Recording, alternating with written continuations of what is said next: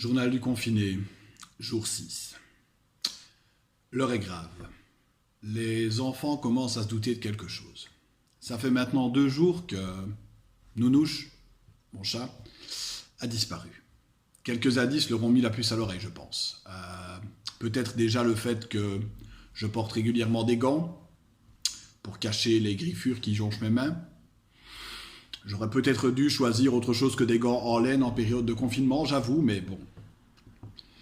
C'est peut-être aussi la clochette qu'ils ont retrouvée dans le souper d'hier. J'ai eu beau leur expliquer qu'en période de confinement, c'est un peu comme la fève dans la galette des rois, c'est une tradition.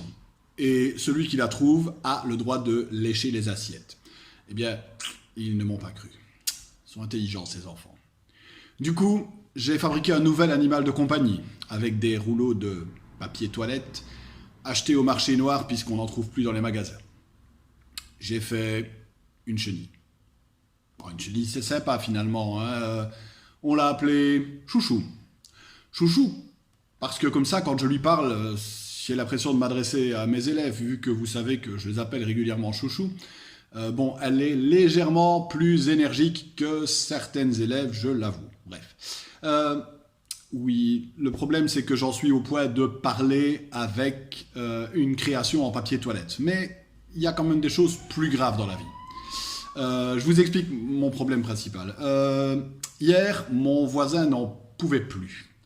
Tous les soirs à 20h, il sort sur son balcon pour applaudir les infirmiers. Bon, tout ça, vous savez bien, vous connaissez le truc. Mais le pauvre, le problème c'est qu'il n'a qu'un bras.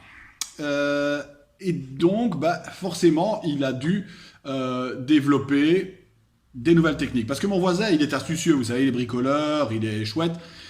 Du coup, vous voyez les clap-clap qu'on voit parfois au bord des terrains de basket ou de foot, les 2 planches en bois que vous mettez sur vos mains, et puis du coup, quand vous applaudissez, voilà, ça fait un bruit presque aussi dégueulasse que les discours de Maggie de Bloch. Eh bien, en fait, lui, il est très très futé. Donc, il a décidé de fixer ça sur un bandeau. Vous voyez les bandeaux que les gens qui jouent à la pétanque mettent parce qu'ils transpirent beaucoup quand ils ont bu trop de pastis. Et donc, il a décidé de mettre ça et il a fixé ça, évidemment, les clap-clap. Mais bon, forcément, il ne pouvait pas les mettre n'importe comment. Donc, il les a fixés à la verticale, comme ça.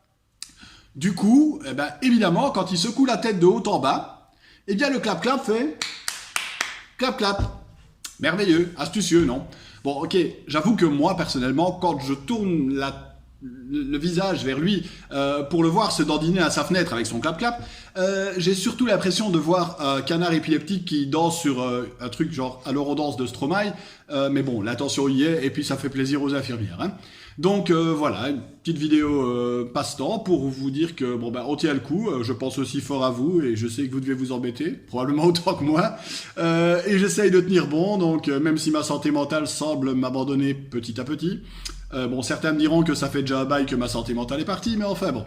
On se retrouve donc dans un jour ou deux, cette fois-ci pour une vidéo pour les 5e professionnels. Une petite explication sur l'UAA que vous avez reçue. Et donc, évidemment, avant de partir, la petite citation du jour. Donc, faire les soldes, c'est comme draguer bourré.